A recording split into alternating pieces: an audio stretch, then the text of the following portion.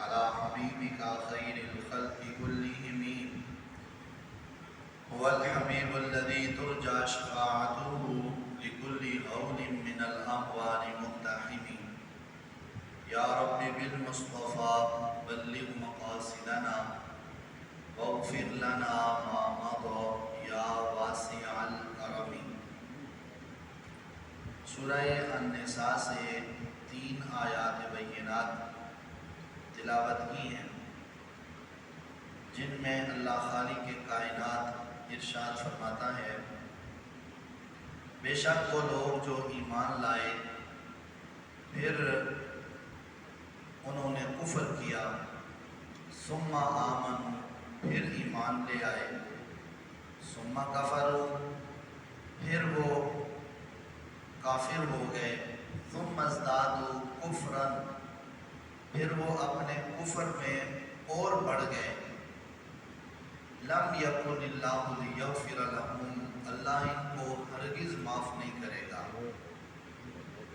ولا لیہدیہم سبیلا اور نہ ہی انہیں سیدھے راستے پر چلائے گا، بشر المنافقین بان لہم عذابا الیما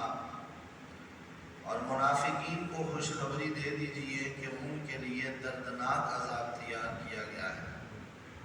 الذین یتخذون الکافرین اولیاء من دون المؤمنین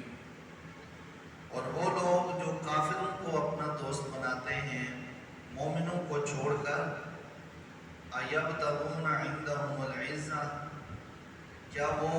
ان کافروں کے پاس اپنی عزت اور غلبہ تلاش کرتے ہیں، فإن العزة للہ جمیعا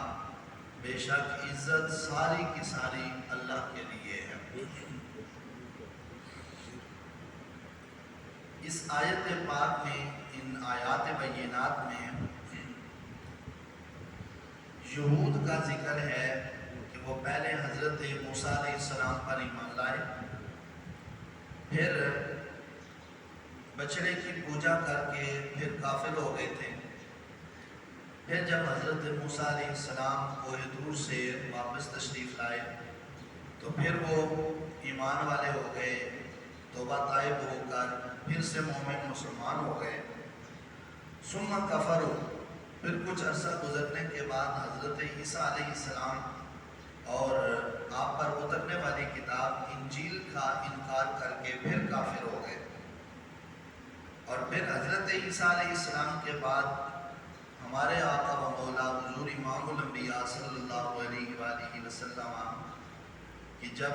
دنیا کے اندر جلوہ گری ہوئی اور اعلان نبوت فرمایا تو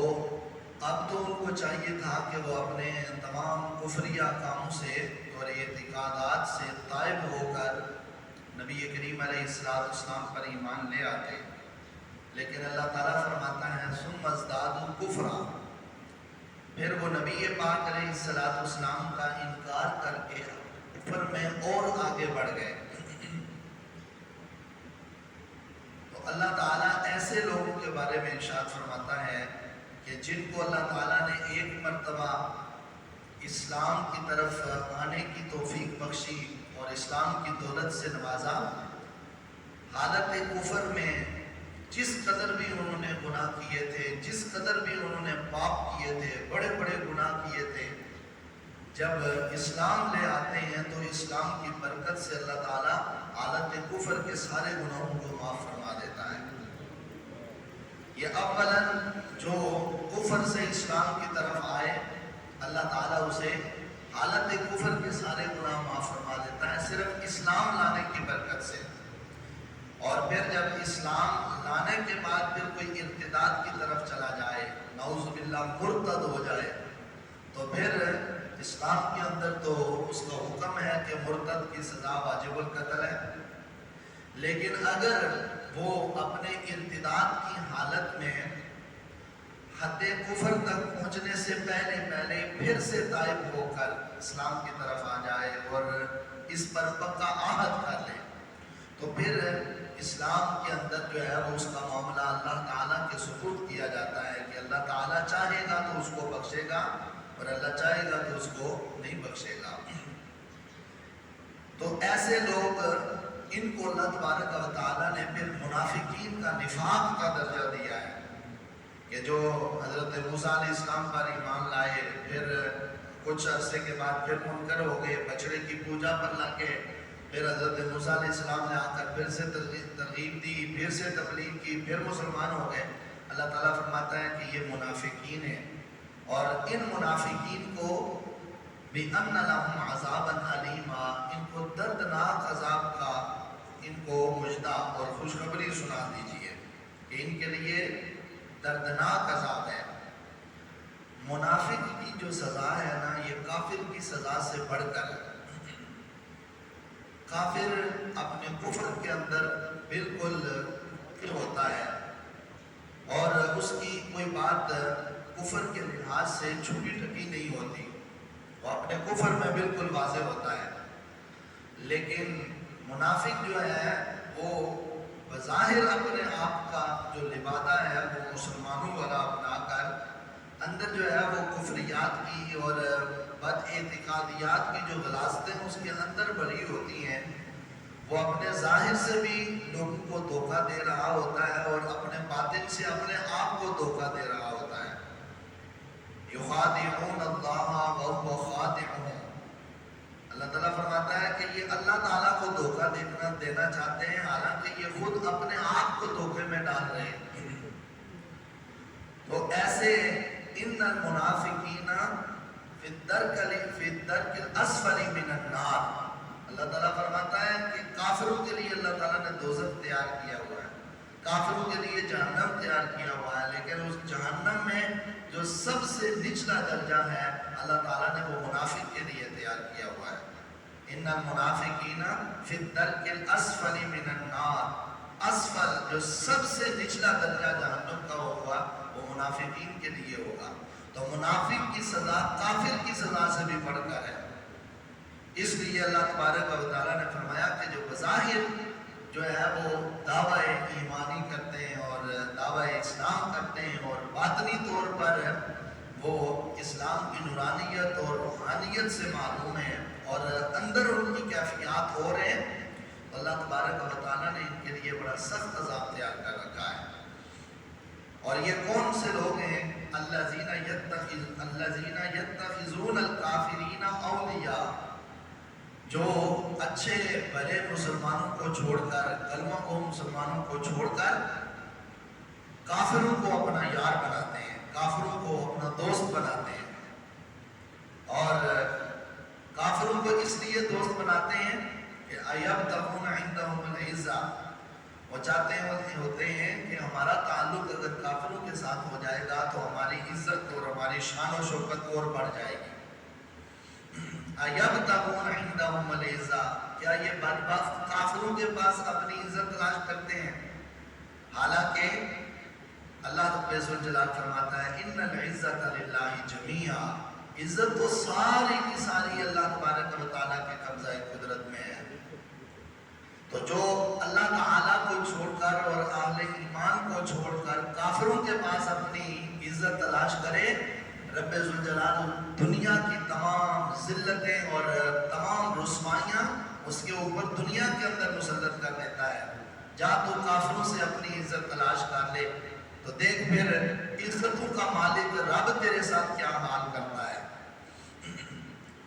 تو اللہ تبارک و تعالیٰ نے اہل ایمان کو یہ حکم دیا ہے کہ تمہاری عزتیں کافروں کے پاس نہیں ہیں، تمہاری عزتیں بدعقیدہ لوگوں کے پاس نہیں ہیں۔ کبھی کہیں اس دھوکے کے اندر نہ رہنا کہ شاید تمہارا تعلق اور تمہاری نسبت ان کے ساتھ قائم ہو جائے گی تو تمہاری عزتوں کو چار چاند لگ جائیں گے۔ جیسا کہ آج پوری جو ہے وہ امت مسلمہ کے جو مقتدر لوگ ہیں اور جو مسلط لوگ ہیں، کلیتاً ذہن یہ بنا دیا گیا کہ جب تک تمہارا کافروں کے ساتھ تعلق اچھا نہیں ہوگا، تمہارے تعلقات کافروں کے ساتھ اچھے قائم نہیں ہوں گے، تمہیں عزت نہیں ملنی دنیا کے اندر۔ بالکل قرآن و سنت کے عقائد اور قرآن و سنت کے احکامات کو بالکل پس پشت ڈال کر یہ سوچ دے دی گئی ہے آج کے مسلمان حکمران کو بھی کہ تیری عزت جو ہے وہ اسلام کے اندر نہیں ہے. اللہ تعالیٰ کی ذات پر اعتقاد اور اللہ تعالیٰ کی ذات پر تیرا ایمان نہیں ہونا چاہیے کہ تجھے اللہ عزت دے گا. عزت تو کافروں کے پاس ہے. آج اسی چیز کو لے کر یہی کہا جاتا ہے کہ اگر ہم نے یوں اسلام کا پرچار کر لیا, اگر جہاد فی سبیل اللہ کی بات کر دی اور ناموس رسالت کی اگر بات کر دی تو کافر ناراض ہو جائیں گے. یورپی یونین جو ہے وہ ہم سے ناراض ہو جائے گی. ہمارا جو ملک کا ایک معیار ہے, وہ جو عزت اور آبرو کا جو ایک وقار کا ایک درجہ ہے, ہم اس سے نیچے آ جائیں گے.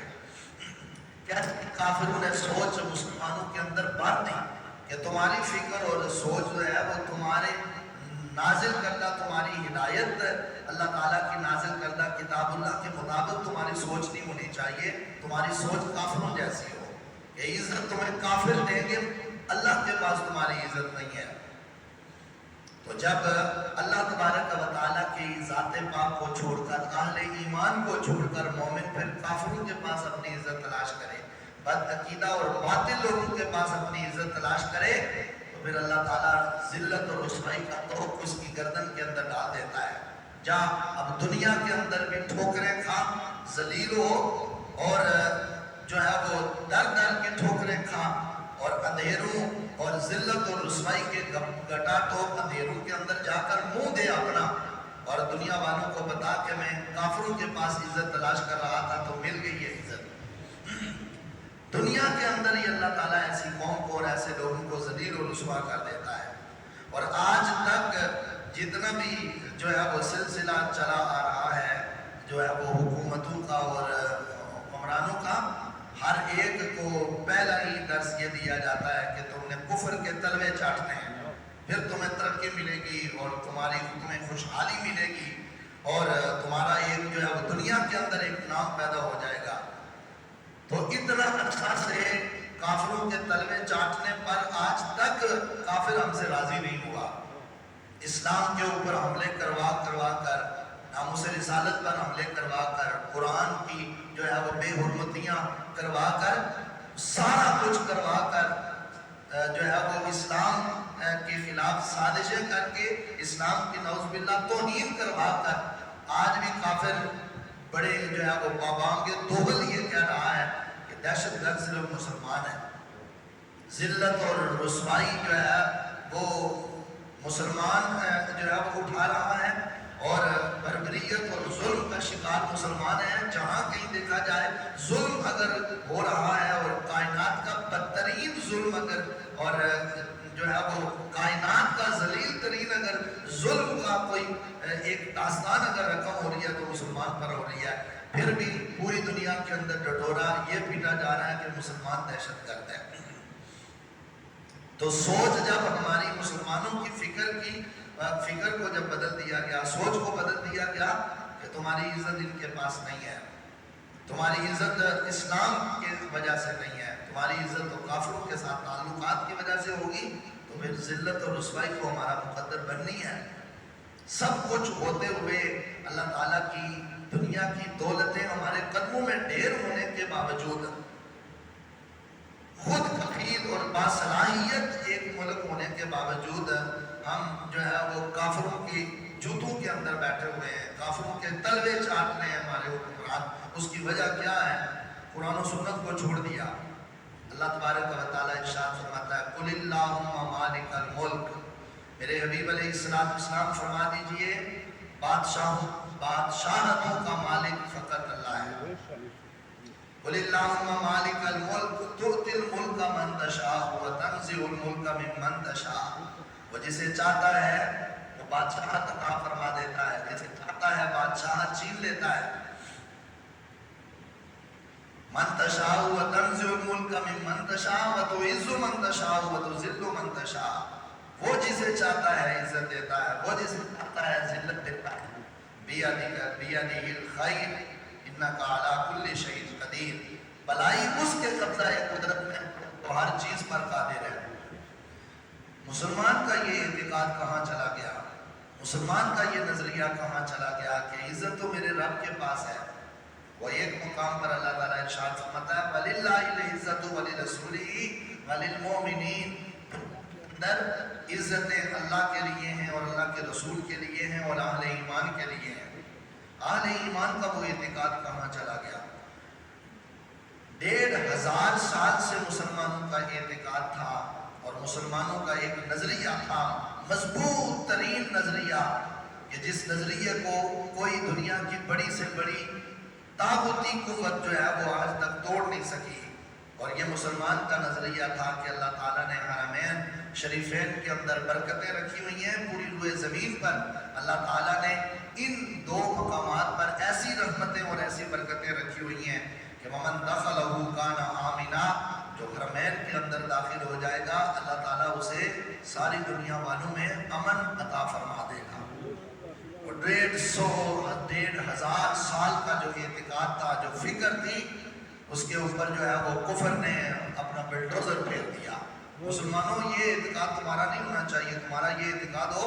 حرم کی سرزمین کو بھی بند کر دو کہ کہیں تمہیں جو ہے وہ آفت نہ آ جائے، کہیں تمہیں مصیبت نہ آ جائے، کہیں تمہیں بیماری نہ لگ جائے۔ اتنی بڑی 1500 سال یعنی 1050 سال کے پوری تاریخ کے اندر کبھی بھی یہ نظریہ قائم نہیں ہوا کہ جو بندہ حرمین کے اندر داخل ہوگا اسے کوئی بیماری آ جائے گی۔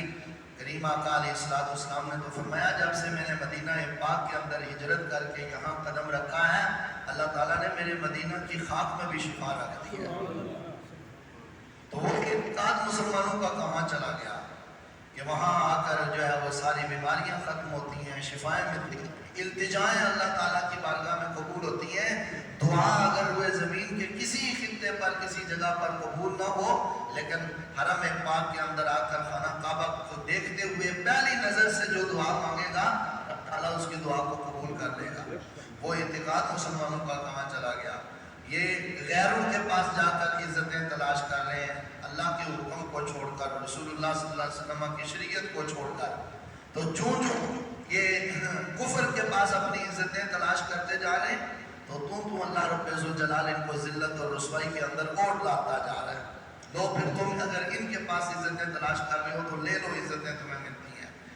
جب تک امت مسلمہ اللہ تبارک و تعالیٰ کے احکام کی طرف نہیں آئے گی، جب تک اللہ کے قرآن کی طرف نہیں آئے گی، رسول اللہ صلی اللہ علیہ وسلم کی شریعت کی طرف نہیں آئے گی، ان کو عزت نہیں مل سکتی اور ان کو وقار نہیں مل سکتا، آبرو ان کی قائم نہیں ہو سکتی۔ اگر آبرو، عزت، وقار چاہیے امت مسلمہ کو تو پھر اس کا ایک ہی طریقہ ہے کہ حضور کی شریعت کی طرف آ جائے، قرآن کی طرف آ جائے، قرآن کو سمجھنے سننے کی کوشش کرے۔ اب کون یہ آیات بینات ایمان کے اندر کھڑے ہو کر کوئی ہمارا جو ہے وہ منتخب جو کوئی ہمارا نمائندہ ہے وہ کھڑے ہو کر پڑھے نا وہاں یہ آیات، جو مسلمانوں کی ایک اسمبلی ہے اور ایک سینٹ ہے، وہاں اللہ کی یہ آیات تلاوت کی جائے نا، ان کو بتایا جائے کہ الذین یتخذون الکافرین اولیاء، جو مومنوں کو چھوڑ کر کافروں کو اپنا دوست بنائے، ایبتغون عندہم العزہ، کیا وہ ان کے پاس عزت تلاش کرتے ہیں؟ وللہ العزۃ ولرسولہ وللمؤمنین، عزتیں تو ساری اللہ کے پاس ہیں، لیکن یہ کون تلاوت کرے گا، کون اللہ کا قرآن پڑھے گا؟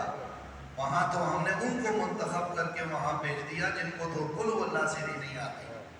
اور وہ پھر اسلام کے ترجمان بن جائیں، پھر وہ اسلام کے راہبر بن جائیں، اور اسلام پڑھنے پڑھانے والوں کو وہ کہیں کہ تمہیں ہم اسلام بتائیں گے، اسلام کی ترجمانی تم نے وہ کرنی ہے جو ہم تمہیں بتائیں گے، پھر اسلام قائم رہ جائے گا۔ تو ان ساری باتوں کی طرف ہمیں توجہ کرنی چاہیے کہ عزت دنیا کے اندر صرف اللہ رب الجلال کی قبضہ قدرت میں ہے۔ وہ اگر عزت دینا چاہے نا تو پھر اتنا بڑا جابر اور جرار لشکر، یہ جس کو دنیا اس دور کے اندر دنیا میں کوئی یہ نہیں سمجھتا تھا کہ اس لشکر کو بھی شکست دی جا سکتی ہے، کہ اتنے بڑے بڑے جابر اور باقوت اور جنگجو لوگ جو ہے وہ ہاتھیوں کا لشکر لے کر کعبۃ اللہ کو مسمار کرنے کے لیے آ رہے ہیں۔ کون سی اس دور کے اندر یہ سب سے بڑی ایٹمی قوت ہے کہ ہاتھیوں کے ذریعے جو ہے وہ کعبۃ اللہ کی طرف لشکر آ رہا ہے کہ جو کعبۃ اللہ کی دیواروں کی جو ہے وہ ایک اینٹ سے اینٹ بجا دے گا اور کعبۃ اللہ کو مسمار کر دے گا۔ تو پھر اب وہاں کون عزتیں دینے والا ہے؟ अलम तरा कैफ फ़अल रब्बुका बिअस्हाब الفील अलम यजअल कैदहुम फी तदलील व अरसल अलैहिम तैरन अबाबील। अल्लाह रब्बुल इज्जत ने फरमाया फिर ऐसी ताकतों के सामने हम अपनी बिल्कुल हकीर और छोटी मखलूक को भेजते हैं। तो मैं बता देना चाहते हैं कि इज्जतें इन दुनिया वालों के पास नहीं है, ताकतों के मालिक ये नहीं है, ताकतों का रब अल्लाह है, ताकतों का मालिक अल्लाह है, सारी कुव्वतें अल्लाह के पास हैं। तो एक छोटे छोटे जो कंकर देकर अल्लाह ताला ने उनको भेजा, वो एक 3-3 कंकर उन्होंने अपने जो है वो साथ लिए होते थे, एक चोंच में और 2 अपने पाँव के अंदर। इतने छोटे छोटे कंकर परिंदे लेकर आते हैं और जब वो ऊपर से गिराते हैं तो जिस हाथी के ऊपर आकर वो कंकर गिरता है, लगता है ऐसा है कि जो ही उसके अंदर दाखिल होता है तो वो फट जाता है, पाश पाश हो जाता है। अल्लाह फरमाता है जितनी बड़ी कुव्वत के साथ और जितने बड़े नाज के साथ तुम आए थे ना कि हमारे पास बड़ी ताकत है, अल्लाह के काबे को गिराने के लिए और मिसबात करने के लिए आए हो, लिहाजा अल्लाह ताला ने तुम्हारे मुकाबले के लिए अपनी कायनात की सबसे हकीर मखलूक को भेज दिया है, करो मुकाबला। कहाँ है अब ये एतिकाद मुसलमानों का नहीं रहा कि अगर कोई ना उठे तो फिर अल्लाह ताला अपने काबे की हिफाजत के लिए अपने अबाबील भेज देता है। आज करोड़ों और अरबों उम्मत मुस्लिमा होकर जो है वो हाथ पर हाथ रख करके अबाबीलों का इंतजार कर रही है कि अबाबील अब भी आएंगे। उस वक्त तो मुसलमान काबे के मुहाफिजीन कोई नहीं थे, इसलिए अल्लाह ताला ने इस मखलूक को भेजा था कि जाओ मेरे काबे की हिफाजत करो। आज करोड़ों अरबों खरबों मुसलमान होकर बैठे हैं और यही कह रहे हैं कि अब फलस्तीन के मुसलमानों की हिफाजत के लिए अल्लाह की कोई मखलूक आएगी। जिल्लत और रुसवाई के सारे असबाब हमने खुद घड़ लिए हैं और फिर हम चाहते हैं कि हमें इज्जतें मिले, तो इज्जत कहाँ से मिलेगी? इज्जत उसी के लिए है जिसमें अल्लाह और अल्लाह के रसूल के दीन को तरजीह दी है और वफाकी हुजूर अलैहिस्सलाम के दीन के साथ। तो नबी पाक अलैहिस्सलाम की शरीयत इस्लामिया में यही आयात बय्यिनात हैं जो मोमिन के अंदर एक जज्बा पैदा करती हैं, एक यकीन पैदा करती हैं, मोमिन के इत्मीनान को मजबूत करती हैं। जबकि हम बिल्कुल इन आयात से जो है वो दूर का हमारा ताल्लुक नहीं रहा, कुरान को समझने के साथ ताल्लुक नहीं रहा, एतिकाद अंदर से कहाँ से पैदा होगा, यकीन कामिल कहाँ से पैदा होगा? तो अल्लाह तबारक व तआला हमें अपने कुरान की, अपने अहकामात की समझ की तौफीक अता फरमाए और उम्मत मुस्लिमा को अपना इज्जत और अपना वक़ार कायम करने के लिए कुरान और सुन्नत की तरफ रुजू करने की तौफीक अता फरमाए। आखिर दावा सलातु वस्सलामु अलैका या सय्यदी या रसूलल्लाह व अला आलिका व अस्हाबिका या सय्यदी या हबीबल्लाह। सलातु वस्सलामु अलैका या सय्यदी या नबीयल्लाह व अला आलिका व अस्हाबिका या सय्यदी या नूरल्लाह। सलातु वस्सलामु अलैका या सय्यदी या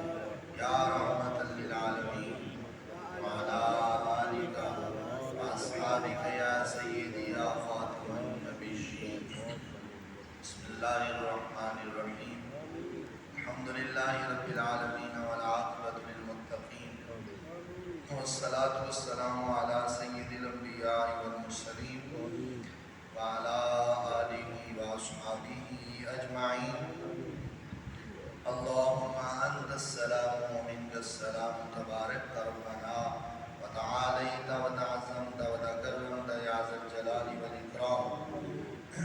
अल्लाहुम्मा इन्ना नऊज़ु बिका मिनल हम्मि वल हुज़्न व नऊज़ु बिका मिनल अज्ज़ि वल कस्ल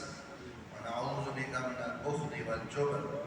व नऊज़ु बिका मिन ग़लबति द्दैन व क़हरिर रिजाल व नऊज़ु बिका मिन ग़लबति द्दैन व क़हरिर रिजाल। अल्लाहुम्मा इन्ना नऊज़ु बिका मिन ग़लबति द्दैन व क़हरिर रिजाल।